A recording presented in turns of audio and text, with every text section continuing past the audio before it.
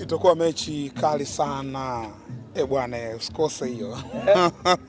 Itakuwa mechi kali sana. Hiko ndio kitu ambacho na uhakika nacho. Wale pilau mapema. Kabisa pilau lilio mapema kesho watu waende uwanjani, lakini ambaye ana fursa kwenda uwanjani asipitwe hiyo mechi kwenye Azam TV. Kwa nini? Kwa sababu ni mechi ambayo haiangalii sana ufundi kama ambavyo umeuliza. Sio mechi ya kiufundi sana, of course ufundi upo kwa tacticians hao wawili, lakini sio mechi ya ufundi sana. Ni mechi ambayo wachezaji wanatiwa sana hamasa. Yaani wakati huu huko Azam ni hamasa za nguvu namna kumkabili mnyama. Alkadhalika kwa upande wa mnyama ni hamasa za nguvu namna kumkabili Azam. Tunafahamu ligi ni marathon na yeyote anaweza kupoteza kwa mpinzani yoyote. Kuna kupoteza, kuna kutoa sare. Lakini unapokutana na mkubwa mwenzako, maana yake ni mpinzani ambaye mwenyewe unaingia ikiwa una percentages kubwa za ushindi. Yaani Azam anapokutana na timu za madaraja ya kati kama Prisons, kama Dodoma Jiji, kama Coastal Union, anapokutana na hao, Azam anaweza kawa anaweka 80% mfukoni mwake anaenda kushinda. Lakini akikutana na Simba, anaweza kuweka 50%. Umeelewa? Yaani 50% kwamba hii mechi inaweza nikashinda au chochote kikatokea kwa sababu ya quality ya mpinzani. The same pia kwa upande wa Simba. Anapokutana na Mtibwa, Dodoma na timu za namna hiyo, anaona kabisa kwamba daraja la ushindi lipo kwa 80%. Lakini anapokutana na Azam chochote kinaweza kikatokea kwa sababu hizi zote ni timu kubwa. Ni timu ambazo kila mmoja anaamini mimi naweza kumbiti huyu. Kwa hiyo mechi inakwenda kuwa ngumu. Alafu katika wakati huu ambao tunafahamu kwamba ligi imeshaingia katika duru la pili tayari. Kwa wakati huu maana yake ni mechi ambayo ina umuhimu mkubwa kwenye maslahi ya ubingwa au nafasi ya pili katika ligi. Yes, kwa sababu hawa wawili wapo katika hizi nafasi mbili za hapa katikati. Huku juu kuna Young Africans. So Young Africans tayari anaongoza marathon yuko juu. Sasa nani anamsogelea Young Africans na nani atakubali kukaa nafasi ya tatu? Kila mmoja atake nafasi ya tatu.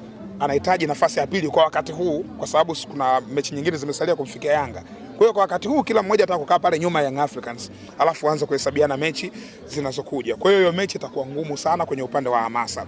Lakini kwenye upande wa kiufundi itakuwa ngumu pia kwa sababu ya madaraja ya hawa makocha. Mechi ya kwanza bad luck, akuepo Steve Barker akuepo mechi ya kwanza ambayo ya nyota ambao wameingizwa katika dirisha dogo kwa upande wa Simba Sports. Yep. Hiyo ni pointi muhimu sana kwenye kuizungumzia hii mechi. Simba alipoteza first match magoli 2-0 pale Mkapa. Lakini vitu vingi vimebadilika sasa hivi. Kwa maana ya Azam imebadilika. Kuna baadhi ya wachezaji wameingia hapa ingawaje hawajabadilika kwa daraja kubwa ukilinganisha na Simba. Simba timu yao ni kama imekuwa mpya kwenye kutoka kwenye dirisha dogo mpaka hapa tulipo. Imebadilika kwa kiwango kikubwa sana. Maingizo ya wachezaji wapya ni wengi.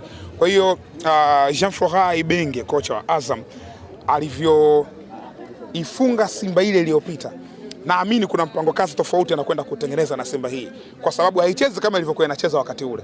Sasa hivi inacheza under new coach, sio?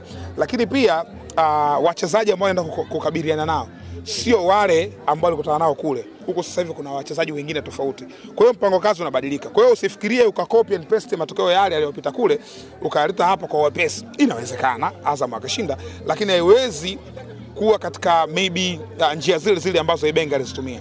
Anaweza katafuta njia. Tuangalie kwa mfano kwa upande wa Azam, ni upande gani anatakiwa awe makini, kwa sababu tukimwangalia mnyama tangu amerejea kutoka kwenye dirisha dogo ameonekana kuwa tofauti. Ukirejea kwenye game ya watani alionekana kwa kudominate game kwenye asilimia kubwa labda kipindi cha kwanza na kucheza vizuri. Lakini kwenye mchezo huu ambao kesho anatarajia kwenda kucheza, Azam zaidi wapi labda anatakiwa awe makini ili kuweza kumzuia Simba asiwe na madhara? Ili ujue Azam anatakiwa kuwa makini wapi, maana yake inabidi ujue strengths za Simba. Sawa? Simba uko na umakini katika maeneo gani? Simba kwa sasa hivi haitabiriki. Yaani haina njia moja wao kukufunga. Yes.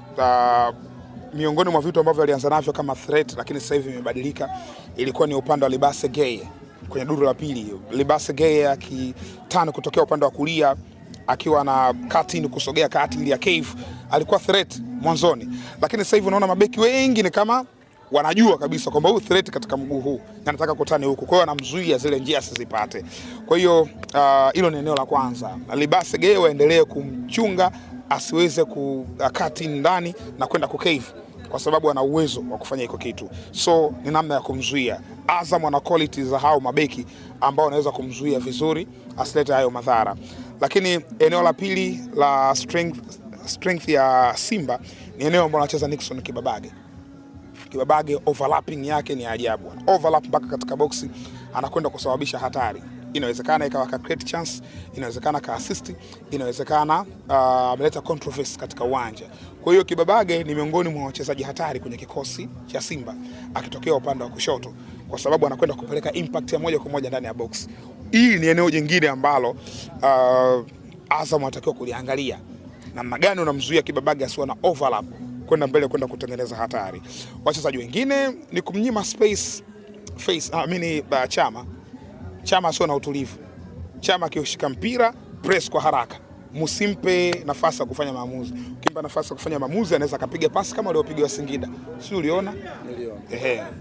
So vitu vya namna hiyo, maeneo hayo ni maeneo ambayo anatakiwa kuyaangalia kwa jicho la